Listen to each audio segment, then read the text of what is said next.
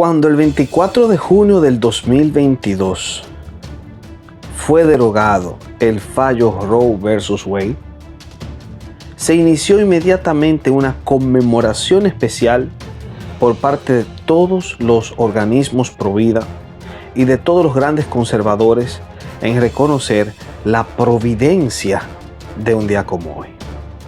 Digo providencia porque justamente el 24 de junio del año pasado, el Parlamento Europeo aprobó el infame informe Matic, en el que, sin duda alguna, se reconocía al aborto como un derecho, descargándolo de esa concepción de ficción jurídica que antes se le adjudicaba.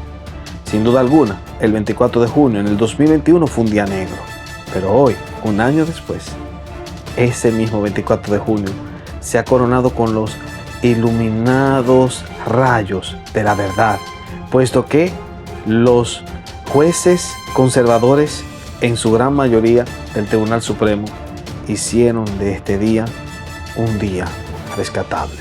No solamente vindicando las vidas de los más de 63,000 niños abortados entre el 73 a la fecha, sino también porque reivindicaron esta fecha de la infame realidad con la cual se revistió durante el año pasado. Y por ende, la conmemoración en nuestro canal Teólogo Responde ha sido amplísima. Desde que nos enteramos, hemos iniciado una campaña de celebración para rememorizar el hecho como tal. No solamente teniendo que destacar, en este caso, todo lo que tenía que ver con el tema del fallo Roe versus Wade en su historia antecedentes en un video 3 días antes, sino también aprovechando la ocasión para desarrollar una serie de tópicos importantes que incluyeron una interesante actividad que fue la primera de todas, nuestro conversatorio en el canal del profesor Jonathan Ramos, donde justamente a petición mía se realizó este interesante acercamiento que por cierto incluyó a figuras importantes de la talla de Guillermo Ramadán y del señor Arturo en un interesante espacio que hemos rescatado con permiso de nuestro gran amigo Jonathan para publicarlo en este canal. Por lo tanto, si quieres saber qué pasó en esa ocasión, continúe viendo el video y vamos al mambo.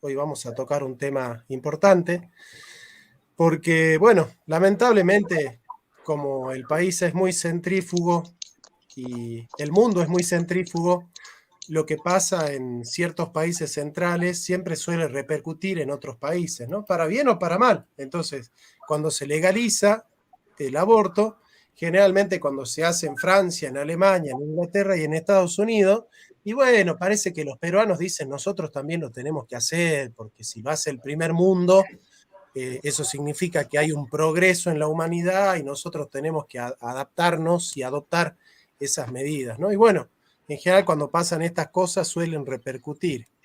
Capaz que ahora que nosotros decíamos que eso repercuta, no lo hace, porque así es la progresía también. Pero bueno, hay que hacer análisis de estas cosas que pasan y para eso estoy con, bueno, Guillermo Ramadán, ya lo conocen. Hola Johnny, ¿cómo estás? ¿Qué tal, Guille? José Arturo Cuarrachino, que hace mucho que no está en el canal, pero es un compañero peronista clásico. Arturo, ¿qué tal? ¿Qué tal? Bien, bien, gracias. Un poco de frío hoy, pero bien. Qué grande. Y uno de los grandes teólogos de Hispanoamérica, Néstor Díaz, amigo. Un saludo, qué bueno estar contigo, con Guillermo y también con José Arturo. Es un placer estar acá en este histórico y victorioso día. Exacto. Bueno, vos sos local en esto, sí. Néstor. ¿Por qué? Porque estás ahí y tenés las minucias, tenés todos los pormenores, los detalles. Así que, ¿qué te parece que comiences contándonos la noticia y bueno, y por qué celebramos este fallo? Bueno, sin duda alguna, no creo que sea un tema desconocido para toda la audiencia el hecho de que el fallo de Roe versus Wade se convirtió en uno de los pilares más importantes sobre los cuales se sustentaba toda la agenda proabortista. ¿Por qué? Porque desde 1973, cuando este fallo fue emitido y proclamado a nivel federal, el gobierno de los Estados Unidos federativamente estaba comprometido a promover y también a patrocinar de forma financiera o moral cualquier tipo de proyecto que tuviese como consigna la ley del aborto. Entonces, desde esta perspectiva, cuando hablamos de que se ha derogado el fallo Roe versus Wade, se está quitando a nivel federal el soporte que tenían las agendas proabortistas y los programas que hacían del genocidio de infantes en el vientre de sus madres un vulgar negocio. Y esto es importante que sepa porque también se convierte en una interesante propuesta para eliminar algunos de los presupuestos que generalmente se dirimían a la hora de hacer un debate sobre la vida. Ejemplo, siempre se decía que los países del primer mundo son países que aprueban el aborto. Entonces se utilizaba la excusa, que obviamente es una falacia populum, de que porque los países del primer mundo lo hacen, los del tercer mundo tienen que hacerlo. Y sin embargo, hay aquí a un país del primer mundo que ha derogado a nivel federal una de las propuestas más importantes y de los pilares más esenciales de lo que tenía que ver con el proyecto o el negocio proabortista. Así que los pañuelitos verdes, te estoy diciendo que están enojados. Y algo curioso, yo estuve dándole seguimiento porque, como dice, soy local. En Washington, D.C., hubieron manifestaciones desde que Samuel Alito y los jueces conservadores, que no fueron todos, pero 5 jueces conservadores, entre ellos Amy Coney Barrett y un sinnúmero más, estos jueces habían emitido un documento de 98 páginas en el mayo pasado, hablando de la derogación o la propuesta de la derogación. La identificación, en este caso, el argumento que utilizaban es que el texto no es constitucional, es decir, el fallo Roe versus Wade no es constitucional, porque en ningún lado de la Constitución de los Estados Unidos tenemos nosotros una afirmación que sustente el aborto. El fallo Roe versus Wade se basó en la 14ª enmienda que apela a la ley de la privacidad. Entonces se creó una especie de subterfugio que conectó con una ficción jurídica llamada derecho al aborto.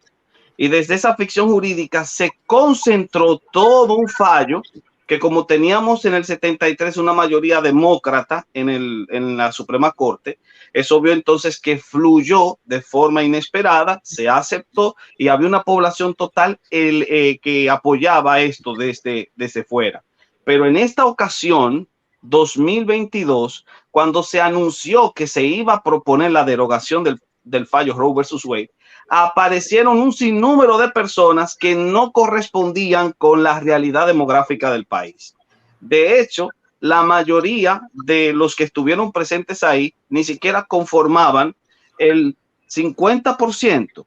Voy a dar un dato así, curioso, 50% de la cantidad de personas que hubo, por ejemplo, en la época del 2020-2021, cuando se anunció el famoso fraude electoral de las elecciones del 2020 y que generalmente condujo a que muchas personas se apersonaran en el Capitolio a decir directamente que estaban en contra de ese fraude. Hubieron 3 marchas y de esas 3 marchas, las 3 fueron totalmente concentrables y superaban en cantidad a las marchas de personas que estuvieron directamente aquí pidiendo que no se derogase el fallo de Roe versus Wade. Mira vos, Néstor, o sea que, bueno, esta es una batalla, ¿no? No se ha ganado la guerra definitiva, por supuesto, pero es un gran precedente, ¿no? Es un gran precedente. Después te voy a hacer unas preguntas más técnicas, ¿no? Que tienen que ver con que hasta qué punto es vinculante este fallo en los distintos estados y hasta qué punto hay algunos estados que tienen una relativa autonomía. ¿Esto me lo puedes responder así brevemente para escuchar a los otros? Claro que sí. Obviamente es a nivel federal. El fallo Roe versus Wade se sustentaba como ley federal. Ahora, es llamativo, casi no se dan cuenta hasta que uno no lee la ley en inglés. El fallo decía que apoyaba el aborto en la totalidad del embarazo. La totalidad del embarazo. Por supuesto que se dejaba a criterio de cada estado hasta qué nivel podrían colocar el término del aborto, o sea, a los 6 meses, a las 24 semanas, a las 12 semanas. pero la ley promovía incluso la posibilidad de lo que se llama el late term abortion, que era el aborto hasta los 9 meses. Aborto que, por cierto, o punto que, por cierto, soportaba o apoyaba Hillary Clinton y que, por cierto, también estuvo en la palestra durante mucho tiempo aquí en Estados Unidos, hasta que, al final de cuentas, esta ley lo ha derogado federalmente. Obviamente los estados tienen la libertad de seguir apoyando o no las leyes del aborto. Esto no cambia porque cada estado es autónomo. Lo que sí cambia es que los estados conservadores ya no tienen la obligación de tener que asumirse o tener que inclinarse ante una ley que la mayoría de su población demográfica no apoya. Además, a los ciudadanos americanos, como nosotros pagamos taxes al gobierno federal, el gobierno federal utilizaba esas contribuciones para apoyar económicamente a Planned Parenthood, a todas las organizaciones y organismos proabortistas, de forma tal que indirectamente yo, con mis impuestos, que no soy proabortista, que soy provida, tenía que mantener a las clínicas del gobierno abortista. Entonces, ahora con el fallo Roe versus Wade derogado, todos los que somos pro vida ya no tenemos el miedo de que nuestro dinero y las contribuciones de nuestros taxes tengan que ir directamente porque el Estado, porque el gobierno federal apoya a esas clínicas abortistas. Eso es exacto, y yo no estuve en la organización, pero sí estuve en muchos eventos que organizaron Católicas por el Derecho a Decidir, cuando yo era progresista. Y yo te puedo asegurar que se mueve mucha plata porque le llevan plata para pagarle el hotel a 100 personas en cada evento.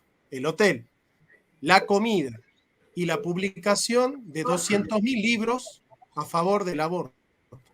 O sea que vos te podés imaginar la platita que se mueve ahí. Y yo no creo que los progres pasen la gorra. Vos te imaginás, Arturo, nosotros que conocemos el movimiento peronista y los movimientos populares, no se hace pasando la gorra que se obtiene tanto dinero, ¿no? Eso es así. Arturo, ¿qué se gana con este fallo? ¿Hasta dónde son los alcances y los límites de este fallo según tu criterio? Mirá, teniendo en cuenta la explicación que dio recién el amigo americano, acá hay un gran derrotado, que es el que impulsó el proyecto de imponer en el mundo, en Estados Unidos y en el mundo, el control de natalidad, lo cual incluye el derecho al aborto, que como bien dice aquel amigo, es una ficción, no existe el derecho al aborto. No hay ningún tratado internacional que haya definido el aborto como derecho. No hay ninguna tradición jurídica en toda la historia de la civilización que haya consagrado el aborto como un derecho. Se lo tomó de hecho, es decir, las Naciones Unidas, por ejemplo, la Organización Mundial de la Salud, habla del derecho al aborto y que la mujer tiene derecho al aborto, etcétera, etcétera, etcétera, pero no está definido. La única definición explícita que hay del derecho al aborto la formuló en el año 1972 el señor John Davison Rockefeller III, en un informe que hizo para el presidente Nixon, el Plan de Control de Natalidad para Estados Unidos. Se llama Population and the American Future, el documento, que está en internet, se lo puede bajar. Él ahí define que el aborto es el derecho que tiene toda mujer para determinar su fertilidad. Es decir, en caso que falla la anticoncepción, tiene que tener el acceso al aborto. Y además dice que el aborto es un problema de salud pública, porque pone en riesgo la vida de la mujer cuando lo hace un enfermero no diplomado. Este es el argumento que utilizó el juez Blackburn, creo que se llamaba, que es el que fundamentó en 1973 este famoso fallo de Roe versus Wade, donde él no habla que el aborto es un derecho, lo que dice que es una decisión que le corresponde a la mujer exclusivamente. Que es el argumento que tiene desarrollado Rockefeller, capítulo 11 de ese informe que les mencioné recién. Esa ventana que dijo recién el amigo, justamente es la que abrió este fallo. No dice que el aborto es derecho, dice que es una decisión que le corresponde a la mujer y en base a la organización jurídica que tiene Estados Unidos, este fuerte sentido federal, queda a criterio de cada estado, ¿no? Su reglamentación. O sea, acá el gran derrotado con este fallo en primera instancia es esta ideología, entre comillas, ¿no?, genocida de Rockefeller. Es el gran derrotado, porque esa ficción, como bien la llamó el amigo, es la que ha permitido que en el mundo hoy se asesinen 55 millones de niños por nacer en el mundo en estos últimos años. Dato de Planned Parenthood, no es un dato de prensa amarilla. Así que yo creo que esto va a traer muchísima cola, porque es cierto, tuvo su peso porque se produjo en Estados Unidos, pero se produjo en Estados Unidos porque fue una decisión que tomó esta élite, a la cual representa la familia Rockefeller, primero para impulsar en Estados Unidos, después en el mundo. Porque ese informe del año 72 es el que usó Kissinger para elaborar el famoso Memorándum 200, que es el que impuso la legalización del aborto en el mundo. O sea, por eso creo que es muy significativo y va a traer cola. Primero porque está el escándalo de que hoy leí uno de los diarios más importantes acá de Argentina, de Buenos Aires, hablando que se revocó una garantía constitucional sobre el aborto. Mentira. No hay ninguna garantía constitucional. No está en la Constitución de Estados Unidos. No hay ninguna constitución que incluso que lo haya consagrado como derecho. Voy a repetir. No hay ningún tratado internacional a la cual hayan adherido los países que haya dicho que el aborto es un derecho, que existe el derecho al aborto. Es más, unos meses antes de las elecciones del 2020, el presidente Trump impulsó un convenio convenio de Ginebra, se llama. En el Comité de Derechos Humanos de Naciones Unidas impulsó una iniciativa que firmaron 32 países, justamente diciendo que no existe ningún tratado internacional que haya consagrado el aborto como un derecho. Cuando siguió el señor Biden, se retiró a Estados Unidos, pero se agregó a ese convenio, agregó su firma, la Federación Rusa. Así que creo que esto, digo, hoy yo cuando me enteré, que entró a circular la noticia, digo, me puso muy contento porque es un batallar, y aparte es una batalla llevada a cabo con mucho espíritu contra el poder que tiene, acá en Argentina decimos los que tienen la torta en la mano. Porque nosotros cuando queremos hacer algo respecto al aborto, tenemos que poner de nuestro bolsillo, juntar las moneditas, ¿no? Esta gente tiene millones y miles de millones de dólares. Las empresas o las organizaciones que impulsan el aborto en el mundo, en Estados Unidos y en el mundo, como Planned Parenthood, no ponen un peso de su bolsillo, todos son fondos federales. La Federación Internacional de Paternidad Planificada de Inglaterra, el 85% de su presupuesto proviene de fondos federales de Inglaterra, de Estados Unidos, de Alemania, Suiza, Canadá, Holanda, Japón, Corea del Sur y China, entre otros. El 85% de su presupuesto todos los años. Y el resto lo recibe de ONGs o empresas como la de Planned Parenthood, que a su vez también viven de estos fondos federales. Ellos no ponen un peso. ¿Y de dónde salen estos fondos federales que reciben? De los impuestos que pagan los ciudadanos de todos esos países. O sea, la astucia, yo diría hasta satánica de esta gente, es que han impulsado un plan que es para ellos, que no venga gente al mundo, y la pagan las víctimas, que son los niños por nacer, que no nacen, y son los pueblos que son afectados por estas decisiones, que son los que pagan. O sea, nosotros estamos pagando que nos maten a nuestros hijos. En todos los países está pasando esto. Ellos no ponen un peso. Bien. Son diabólicos. Sí. Bueno, gracias, José. Sí, sabemos que tu lucha en este aspecto ha sido denodada y te agradecemos por esa lucha porque aparte es inclaudicable y siempre estás ahí a la vanguardia de la defensa de la vida, ¿no? Y de la dignidad humana en todos sus aspectos. Así que te agradecemos mucho. Guille, bueno, aprovechar ahí que tenemos también a un filósofo acá. Freud dice que hay en el hombre y en la cultura una lucha entre Eros y la pulsión de muerte, Tánatos, ¿no? Eros es el instinto de vida y Tánatos la pulsión de muerte. En general Freud, al igual que Hegel, es pesimista y Hegel dice, bueno, al final la historia avanza por su lado malo, ¿no? En el sentido de que la violencia es la que hace marchar la historia, eso lo va a tomar Marx y lo toma también Freud, ¿no? Ese pesimismo moderno, esa cultura de la muerte, ¿crees vos que está teniendo el fin de su inercia o que esto es otra forma, otra estrategia del progresismo? ¿Crees que esta es una auténtica lucha y una auténtica batalla ganada a favor de la vida o que detrás hay otros negociados que nosotros no estamos viendo?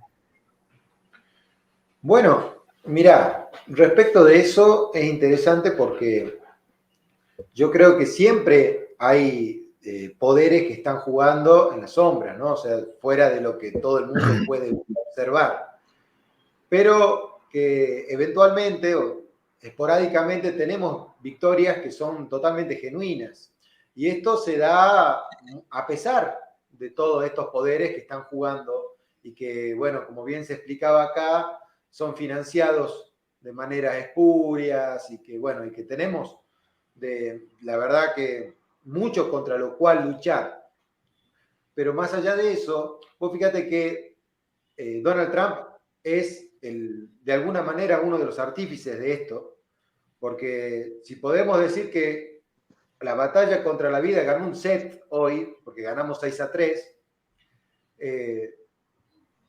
vemos que Trump puso 3 jueces que son pro vida justamente en la corte.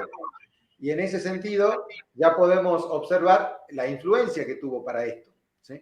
Así que hay personajes que están ahí, que son visibles y que se puede de alguna manera no tener que ir a la sombra, sino que evidentemente es evidente lo que se hizo y quién fue el que lo hizo y quién fue uno de los grandes gestores de esta victoria, si se quiere decir así, de esta batalla, ¿no? De la victoria de esta batalla. A mí me gustaría, Johnny, hacer un pequeño resumen de lo que en realidad fue realmente la norma y cómo es que se llegó al primer fallo para poder entender un poco mejor esto que vos estabas diciendo de Freud y que eventualmente hay personas concretas que llevan adelante estos actos, ¿no? Mira, cuando Norma McCorvey, que es la denominada Jane Roe, ¿sí? Por eso nosotros tenemos el fallo, que es Roe versus Wade, ¿sí? Bueno, Jane Roe es un nombre ficticio para proteger la identidad de Norma. Bien, justamente Norma se queda embarazada a los 21 años. Ya era su tercer hijo. El primer hijo lo tenía su madre en custodia, el segundo lo había dado en adopción. Y ella eventualmente quería ver qué podía hacer con este embarazo. Claro, en esta situación, ella de 5 meses embarazada, se junta con 2 abogadas. Y esto es importante porque para mí el fallo ya debería cambiar de nombre, no debería ser Roe, sino debería ser Sarah Weddington y Linda Coffey, ¿sí? Que son las 2 abogadas que agarran a Norma y la convencen, de alguna manera, de entrar en esta batalla legal. En ninguna de las audiencias, en ningún momento del juicio, estuvo presente Norma. Nunca se la vio, nunca estuvo ahí, nunca estuvo peleando por su derecho a decidir. Eso es mentira. ¿Sí? Simplemente fueron 2 abogadas que querían cambiar la ley, que querían, ideologizadas, querían ir por un camino determinado. Aquí podríamos especular por qué querían hacerlo, pero lo cierto es que hicieron esto, ganaron en Texas, porque esto fue en Dallas, ¿sí? En Dallas, Texas.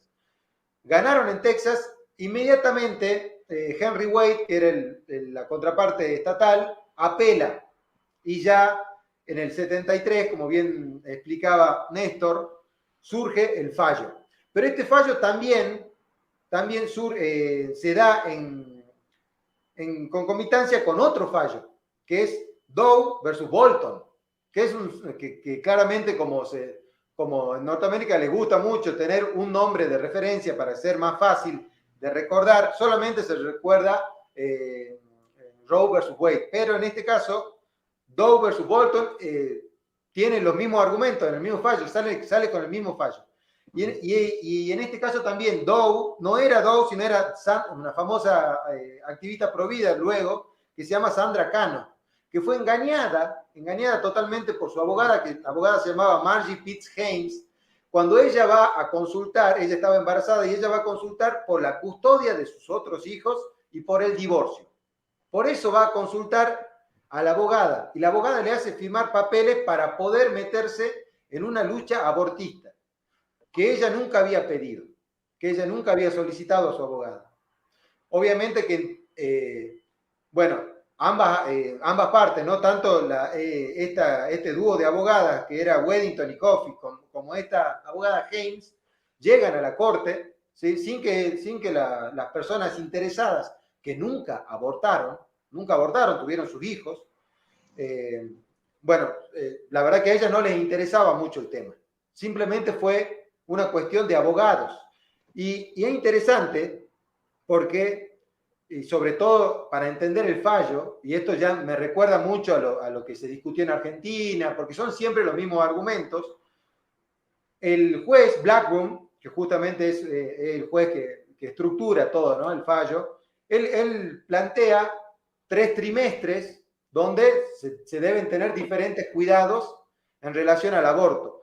Pero más allá de esta diferenciación, que no es ni biológica ni nada, era simplemente para una cuestión de él ideológica, se pone, vos fíjate acá, Johnny, es importante, al derecho a la salud de la mujer, y de alguna manera se da la laxitud que se dio acá en Argentina también al derecho a la salud de la mujer, para que el aborto, en definitiva, sea hasta los 9 meses, en cualquier tiempo de la gestación, porque la salud de la mujer, ya sea psicológica, social, de educación, incluso de la edad de la mujer, siempre puede estar amenazada por cualquier hecho. Entonces, evidentemente, está haciendo algo muy laxo de este término de la salud y evidentemente permite el aborto en cualquier etapa. Y ahora lo último, es muy importante esto. Se habló acá del derecho a la privacidad como fundamento, es cierto, como fundamento que toma el juez Blackburn en este sentido para darle el argumento principal que toman para decir, no, bueno, es algo privado de la mujer, ella es la que tiene que decidir.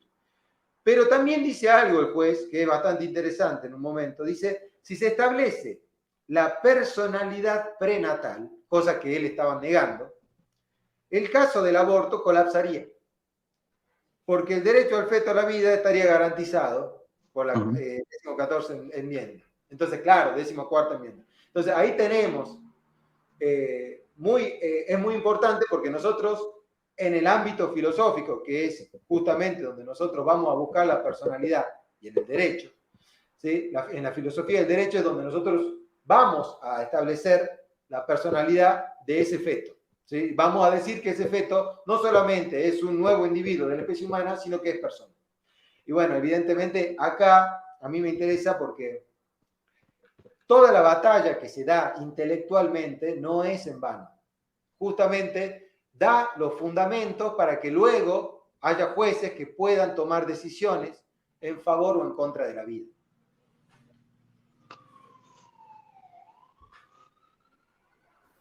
Excelente, Guille. Mirá vos qué buen análisis, ¿no? Ligado con la información. Acá hay un mensaje de Gebe que me encantó porque nos anima. Dice, que esta victoria nos motive a no claudicar en nuestra lucha por la vida, la verdad y la sensatez. Me parece fundamental.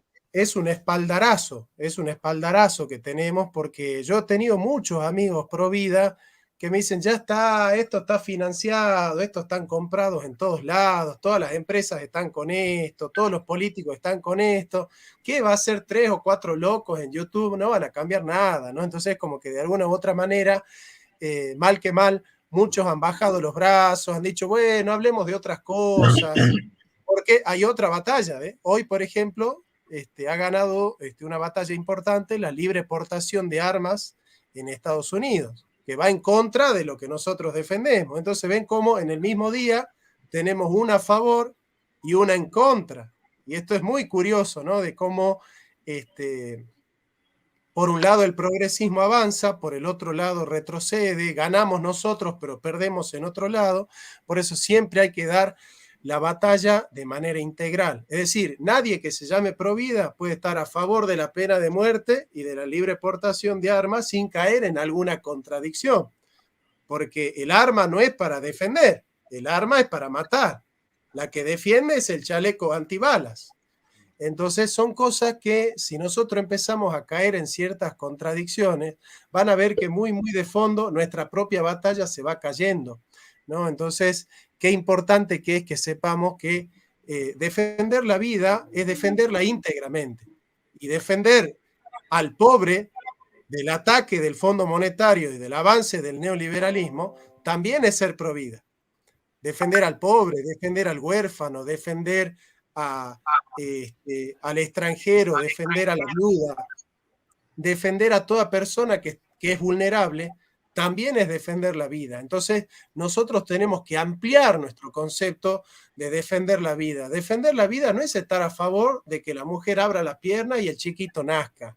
Defender la vida tiene otras connotaciones muy profundas de principios y valores que defiende un cristiano.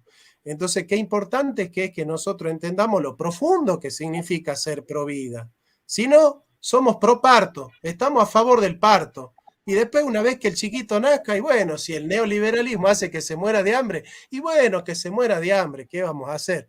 No hay problema, tiene que hacer méritos. El chiquito, una vez que nace, tiene que hacer méritos para tener derecho a la vida, ¿no? Bueno, ojo con caer en esas contradicciones. Por eso yo les digo a los argentinos, la única manera de ser pro vida auténtico es ser humanista y cristiano.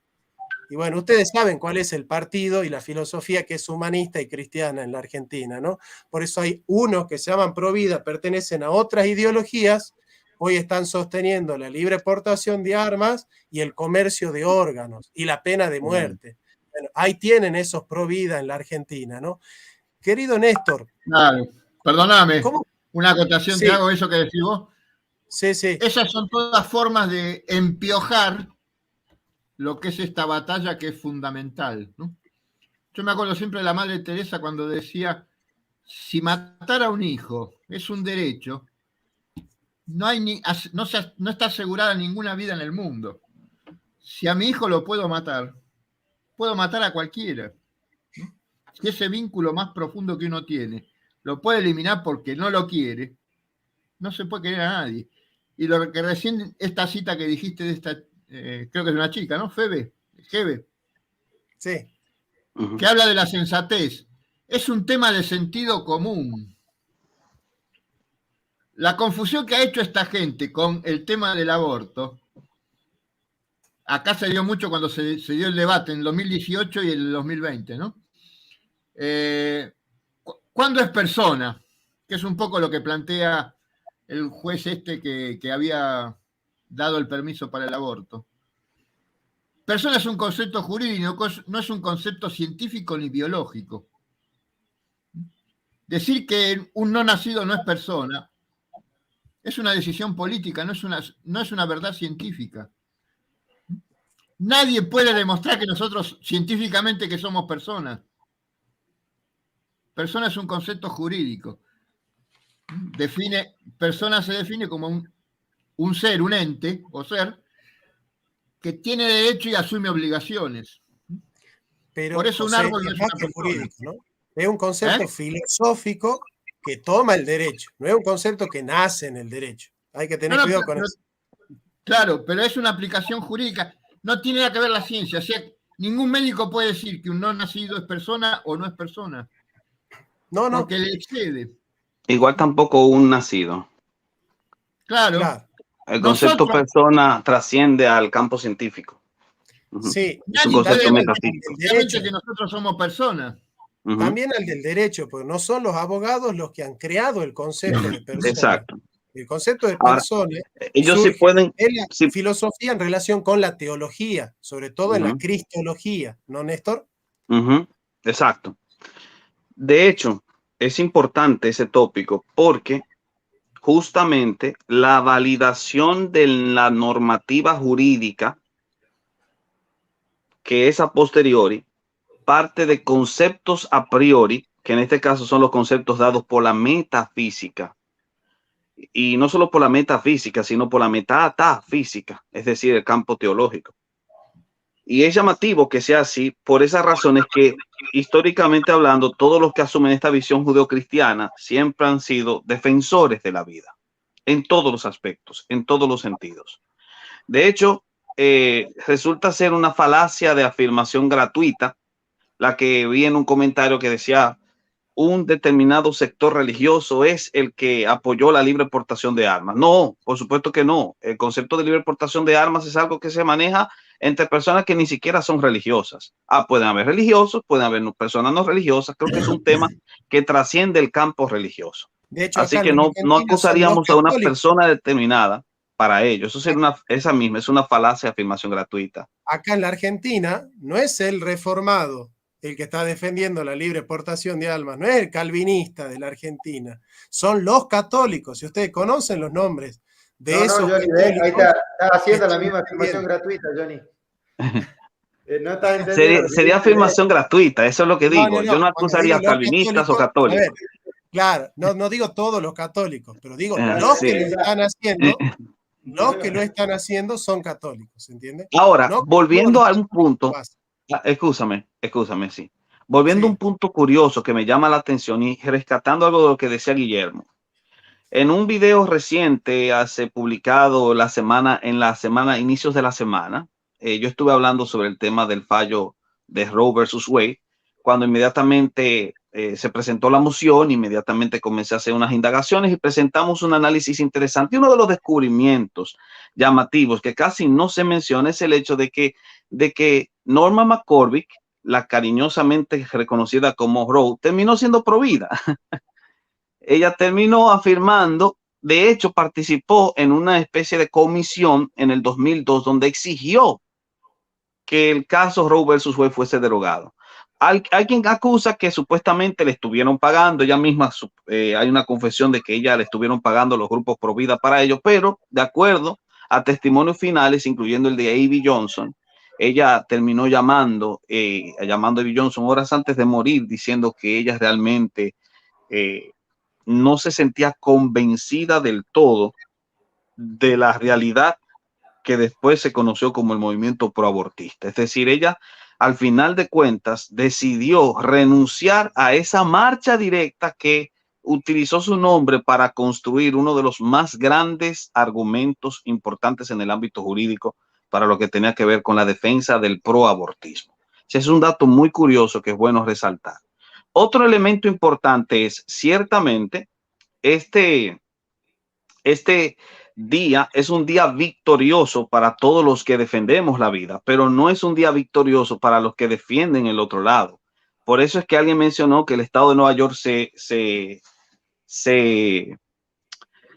tomó una posición en contra, pero eso de decir el estado de Nueva York tomó una posición en contra también es una falacia de afirmación gratuita. Quien se colocó en contra de la afirmación es supuestamente, en este caso, es el gobernador de Nueva York, Chuck Schumacher, quien, por cierto, hay un video donde él amenaza a Samuel Alito, diciéndole, si ustedes derogan esa ley, ustedes se van a tener a las consecuencias. Y sabemos que incluso se le pagó a algún matón para que entrara a la casa de un juez amenazando su vida con el fin directamente de evitar que esto se derogase. Así que creo que si los jueces continuaron con la medida hasta llevarla al final a este glorioso desenlace, no es porque estén buscando prebendas directas o en este caso estén recibiendo algún tipo de beneficio económico, puesto que justamente lo que han recibido es amenazas y peligro de muerte. Y tienen a muchos estados liberales en contra, aunque el que un estado liberal esté en contra no presupone que la población de ese estado liberal esté en contra. En Nueva York hay muchas personas, una gran mayoría de personas que están ahora contentísimos por el fallo. O sea que lo que vemos aquí no es que el estado de Nueva York se ha pronunciado en contra de la medida de la Suprema Corte, sino del establishment demócrata que se ha establecido de forma casi omnipresente en todos los estamentos oficiales, en todas las instituciones gubernativas que representan el gobierno del estado. Es solo el gobierno del estado, no el estado, el que se ha pronunciado en contra. Un tercer elemento importante es justamente esta victoria, para lo que decía Jonathan, que a veces hay personas que se rinden en esta batalla. Justamente esta es una victoria importantísima, porque si mal nos recordaremos, el 24 de junio del año pasado, por cierto, estuve escribiendo un post en ese año, justamente aquí en el Instagram, en el año pasado, se aprobó en el Parlamento Europeo el informe MATIC. ¿Qué es el informe MATIC? Es una propuesta de lograr descargar de su carácter ficticio el derecho al aborto. Es decir, el derecho al aborto es una ficción jurídica. Bueno, aquí tenemos al informe MATIC intentando descargarle de ese carácter ficticio a ese supuesto derecho al aborto. Y parece ser, de hecho no parece ser, fue así. El 24 de junio se aprobó el informe MATIC en el Parlamento Europeo. ¿Qué fue lo que ocurrió en ese momento? Que con 375 votos a favor y solo unos cuantos votos en contra, inmediatamente ellos aprobaron el derecho al aborto como un derecho real, no como una ficción. Y esto fue el 24 de junio del 2021. En ese momento, cuando eso ocurrió en el Parlamento Europeo, se estaba verdaderamente perdiendo una gran batalla. Pero esto no pasó del Parlamento Europeo. Y ahora tenemos una avanzada en contra de esta supuesta afirmación para lograr derogando con esto el fallo Roe versus Wade, lograr darle una de las mayores avanzadas y de los mayores espaldarazos al movimiento Pro Vida. Si el movimiento Pro Vida lloró lágrimas de sangre cuando el Parlamento Europeo aprobó el informe MATIC, en este momento está saltando de gozo justamente porque la derogación del plan o del fallo Roe versus Wade es un contrapeso enorme a este aparente triunfo de la izquierda en el Parlamento Europeo. Bien, claro. Sí, Néstor, claro. Sí, aclarar ahí un par de cositas. A ver, es cierto que muchas cosas que hizo Estados Unidos surgieron al calor de las filas protestantes. Esto es así y es innegable eso, ¿no? Aunque también es cierto, como dije hace rato, que los que están defendiendo la libre portación de armas en la Argentina están saliendo de la fila del catolicismo. Eso es también innegable, ¿no? Es de qué filas están saliendo las cosas, pero evidentemente eso no significa que el cura de acá de la parroquia de la esquina esté haciendo lo mismo, ¿no? Creo que ninguno tiene la tara como para llegar a pensar cosas así, pero sí es extraño que de las filas del cristianismo surjan estas cosas, pero sobre todo hacer hincapié en esto, en que la defensa de la vida tiene que ser integral, porque si hay algo que odia el progresismo, es la hipocresía. Cuando vos al progre le decís que la señora que está dentro del culto o dentro de la parroquia, ¿no? Yo, a ver, les doy el discurso que decíamos todos nosotros. Yo no era tan a favor del aborto, ¿no? Pero yo hace 15 años, cuando estaba en el progresismo, de hecho yo un tiempo fui marxista y ustedes ya lo saben a eso, ¿no? Vos veías vamos a poner así, doña Rosa, que está en la misa golpeándose el pecho a favor de las dos vidas, ¿no? Sale doña Rosa, fuera de la catedral hay un niño morocho, muerto de hambre, y la señora le dice, bueno, ándate de acá, y llama a la policía diciéndole que saque al niño porque da mala vista, da mal aspecto a la catedral. Eso lo vi yo. Entonces, esas son las cosas que son paradigmas. Ese es un paradigma, ese es un modelo de gente que dice defender la vida adentro de la parroquia golpeándose el pecho, y afuera, que el niño se muera de hambre, no hay problema, si ese niño no es una vida. esas son las cosas que a mí me gusta plantear como desafío, de decir, a ver, sí a la vida, sí, pero ¿cómo vamos a defender a la vida? ¿De qué manera es que nosotros vamos a defender a la vida? ¿Con qué coherencia? Porque claramente si nosotros mismos somos hipócritas, la batalla ya está perdida. Si la hipocresía está de nuestro lado, la batalla ya está perdida. Y si yo escribo con la mano una cosa y la borro con el codo, la batalla pro vida ya está perdida.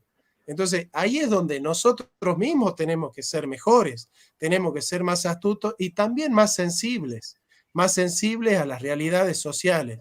Porque si nosotros no podemos recuperar la agenda popular, porque la agenda pro vida es una agenda popular, no es una agenda oligárquica, y eso lo sabe muy bien José Arturo Quarrachino, porque los que estuvieron a favor de la muerte y los que decían viva el cáncer, no era el pueblo, no era la gran masa del pueblo, eran otros los que estaban a favor de la muerte. Entonces, cuando la agenda es pro vida, la agenda es popular.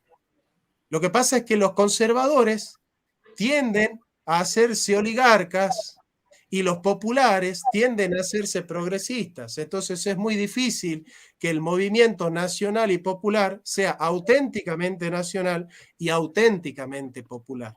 Y eso es lo que nosotros estamos queriendo llevar a toda Hispanoamérica. Un movimiento nacional con valores cristianos, con tradiciones hispanoamericanas y criollas, pero auténticamente popular, no oligárquico, ¿sí? Porque nuestro pensamiento surge de un partido conservador popular. Nuestro partido surge de ese tipo de ideologías, de ese tipo de doctrinas, de ese tipo de movimientos.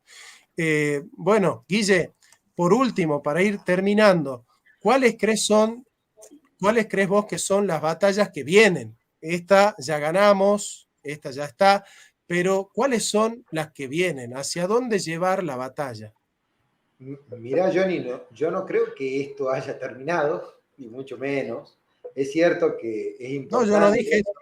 No, pero yo te digo, por ejemplo, esta ya ganamos en términos relativos, te lo diría, porque se va a venir seguramente contraataques, podríamos decir, ¿no? No sabemos de dónde, hay muchas herramientas para hacerlo, en muchos países determinados, con muchas presiones, como habíamos hablado hace un momento. Los intereses son muy fuertes, mucho dinero en juego también, que eso también hay que tenerlo en cuenta. Y bueno, Arturo nos contó un poco de eso. Así que yo creo que no creo que se queden de brazos cruzados, por lo menos. Eso por un lado. Por otro lado, hay otras batallas que se van a dar. Siempre está el tema de la legalización de drogas dando vuelta en todos lados. Siempre va a estar el tema de la eutanasia, ¿sí? Que tienen que ver con lo mismo, ¿no? O sea, volvemos a hablar de dignidad humana, volvemos a hablar de lo mismo, exactamente de lo mismo. Porque cuando nosotros somos pro vida, como vos bien decís, nosotros entendemos que la vida nace en la concepción y luego termina en una muerte natural, ¿sí? Entonces, esa es toda la vida. Entonces, nosotros lo tenemos que querer al viejo en sus últimos días y al recién concebido en sus primeros días de vida. Entonces, en toda su vida hay dignidad humana, ontológica. Entonces, nosotros tenemos que trabajar para que esa dignidad ontológica también se refleje en una dignidad moral. Y eso es lo que estamos viendo nosotros como un trabajo a realizar. Básicamente, yo creo que todas las batallas que se den a partir de ahora van a ser sobre lo mismo, ¿sí? Sobre un ataque a la vida, porque cuando nosotros flexibilizamos el tema de drogas, lo que estamos haciendo es quitarle capacidad a esa persona. ¿Sí? Estamos quitándole su inteligencia, estamos quitándole su voluntad. ¿Sí? Las dos cosas que justamente, los dos principios operativos que descansan en el alma humana y que nos hacen dignos y personas. Entonces es muy interesante cómo vamos a tener que dar esta batalla también en ese ámbito.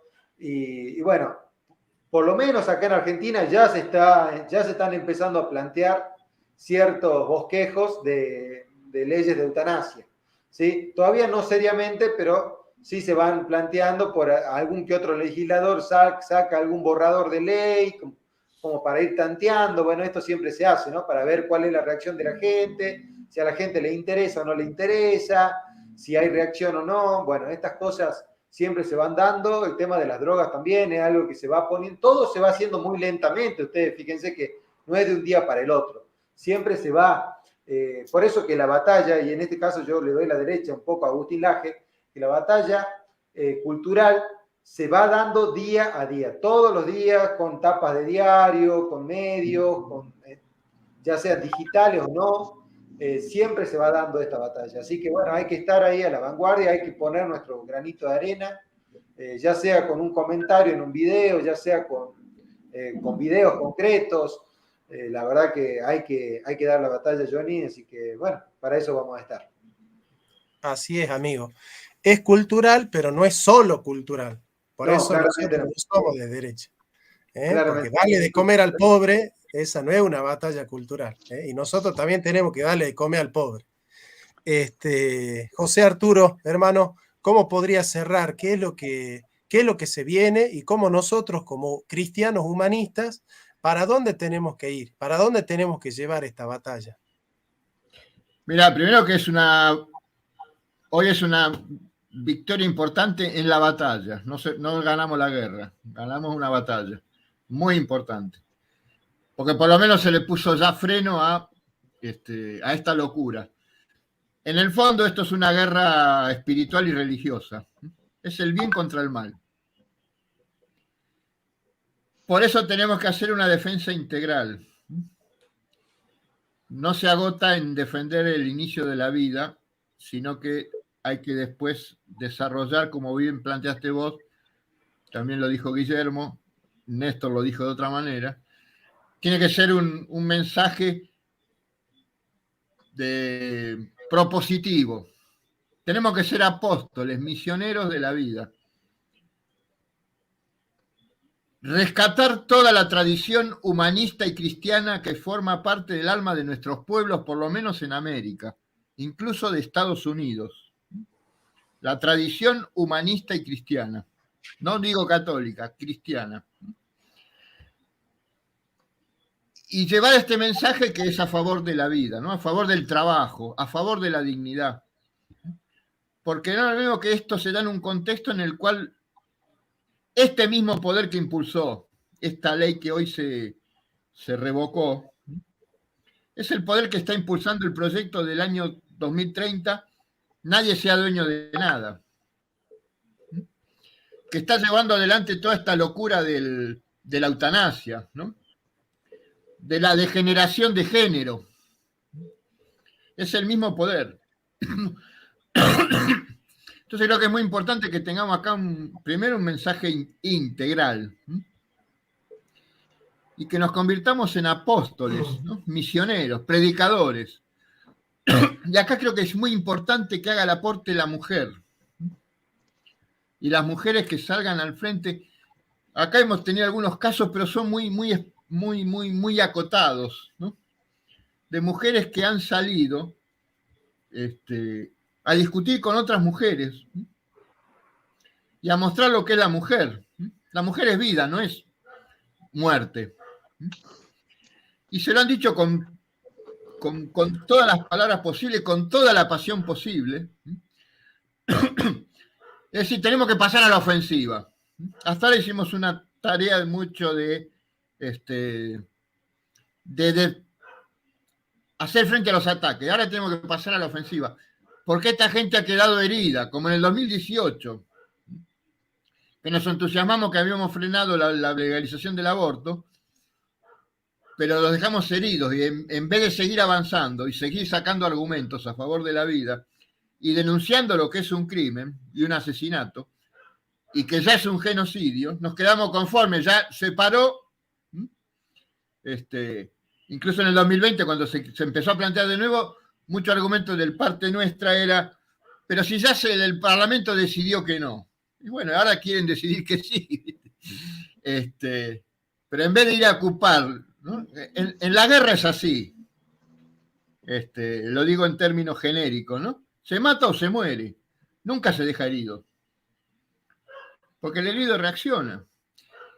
Y no nos olvidemos que esta gente es peligrosa. Es decir, cuando alguien ha sido capaz y es capaz de promover el genocidio prenatal, son millones de muertes, no tiene límite a nada.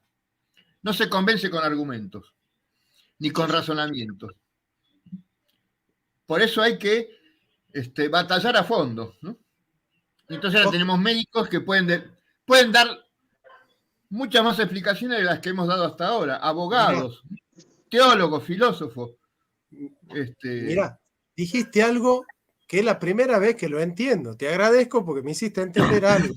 Cuando alguien está a favor de que un niño muera, no hay que tocarle la mente, hay que tocarle el corazón. Tenés toda la razón del mundo. Me hiciste pensar, una vez venía en el bus con una amiga al lado, no voy a decir el nombre, pobre, pero ella está a favor del aborto, y le digo, che, amiga, si la mujer está embarazada de 9 meses de embarazo, ¿vos estás a favor de que ella aborte? Sí, hasta incluso si en el momento del parto ella no lo quiere tener, yo estoy a favor de que se lo mate al chico, me dice. Automáticamente yo dije, ella no solo tiene un problema en su mente, en su cabecita, esa gente tiene un problema en el corazón, tiene un problema en el corazón. Y nosotros con filosofía no vamos a transformar los corazones. Nosotros con Platón, con Aristóteles, con Santo Tomás de Aquino, no vamos a renovar los corazones. Podemos influenciar en la mente, pero la batalla es más profunda, renovar los corazones.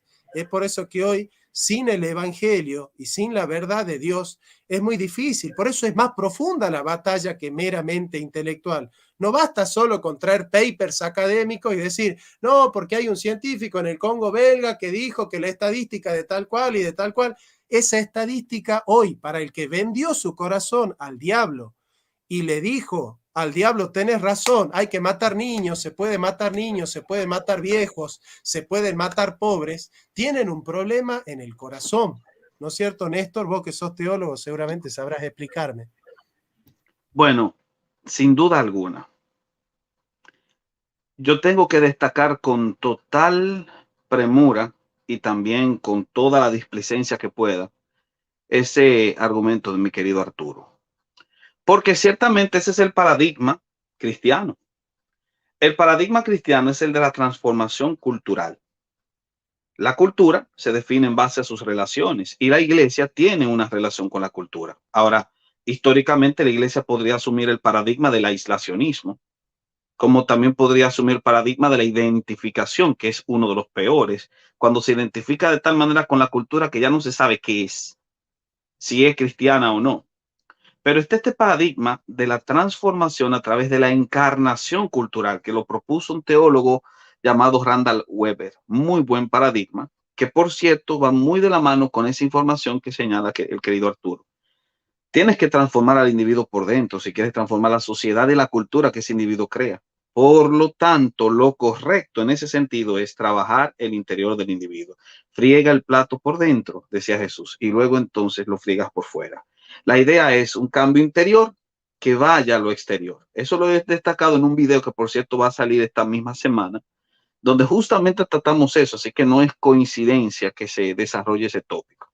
Y tocante a lo que hemos estado desarrollando en este intenso coloquio, por supuesto que el mejor paradigma para la transformación cultural y para lograr ganar una batalla que apreciamos de ser cultural, aunque es más que eso, es justamente apelar al paradigma correcto, el paradigma de la transformación del individuo a través de la apelación, no del sentido común, que es el menos común de todos los sentidos, sino más bien a través de la transformación del corazón de ese individuo. Eso me recuerda una anécdota que justamente me contó un primo que él estuvo trabajando en una institución del gobierno y tenía una compañera que apoyaba el aborto y era católica, pero ella apoyaba el aborto. Entonces él hace la típica pregunta, ¿tú crees en Jesucristo como Dios? Por supuesto que sí. Ok, imagínate que tú tienes a María ahora mismo no está casada con su novio la va a abandonar porque salió embarazada y ella no tiene los recursos económicos para poder sustentar ese niño. Es un embarazo indeseado. ¿Apoyarías el aborto en ese caso? Y la joven se quedó pensando y dijo, caramba, ¿qué hago? Porque si apoyo el aborto, entonces estoy matando al Hijo de Dios. Y me cuenta el primo que ella lo llamó después diciéndole, usted no me ha dejado dormir pensando en esto. En ese momento, con un argumento que apeló al corazón y a la fe, esta mujer cambió su perspectiva sobre el aborto. Creo que ese es uno de los mayores éxitos que se puede lograr. Tristemente, dentro de la lucha pro vida, como no se quiere pintar esta lucha de un discurso religioso, porque si decimos que es un discurso religioso, inmediatamente el que está en contra dirá, lo dices porque eres cristiano. Hemos querido dejar a un lado al mejor aliado histórico que puede tener esta lucha, la iglesia, el discurso cristiano. Y justamente ese discurso cristiano es el que puede dar éxito y significación a una lucha como esta. Una lucha que se tiene que dar a todos los niveles, que no termina con esto. Esto simplemente fue un gran espaldarazo en el camino, como lo dijo uno de los jóvenes de la audiencia, un gol que todos debemos celebrar pese a nuestras diferencias. Y este gol, este excelente trabajo, es un trabajo que tiene antecedentes y que tendrá sucedentes. Pienso en antecedentes en el caso de mi propio país, República Dominicana, que el año pasado triunfó en abril contra una ley abortista que se iba a implantar en el Código Penal, y todos los que estaban a favor del aborto salieron para apoyar que se aplicaran las 3 causales, y todos los que estaban en contra salieron para justamente criticar y atacar esa confrontación.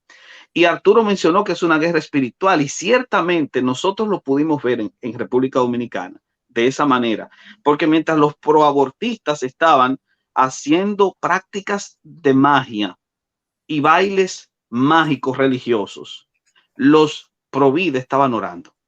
Una lucha y una guerra netamente espiritual, que no se vence simplemente con datos estadísticos, que se necesita realmente apelar al corazón y apelar al poder de Dios para poder lograr este triunfo. Un paradigma de transformación realmente cultural que encarna los principios cristianos en la cultura.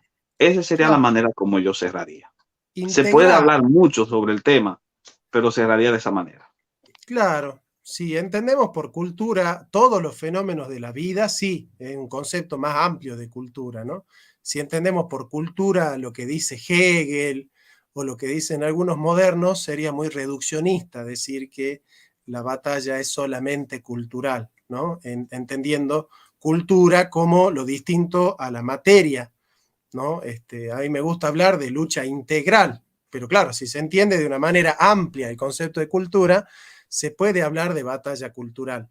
Pero claro, hoy cada vez que se dice batalla cultural, suena la batalla cultural a batalla discursiva, a ganar la batalla por el discurso, ¿no? Pero bueno, yo creo que va más allá del discurso, ¿no? Que la batalla performativa es realmente solucionar el tema de la pobreza.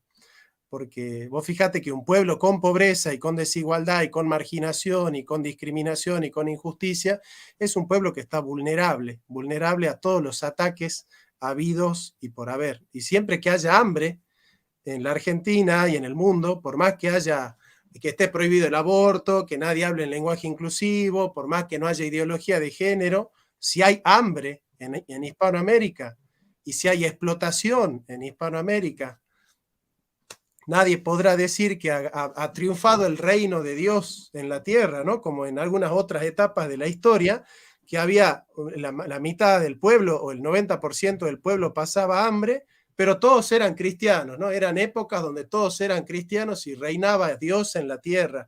Bueno, es un reinado bastante curioso ese, ¿no? Donde los pobres son oprimidos por los ricos, pero bueno, no hay aborto, no hay ideología de género, no hay lenguaje inclusivo, reina la paz y reina el amor de Dios, ¿no?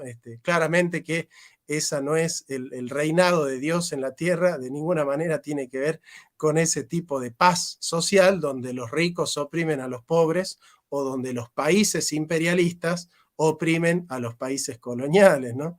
Es por eso que la batalla tiene que ser integral. Ese integral es integral.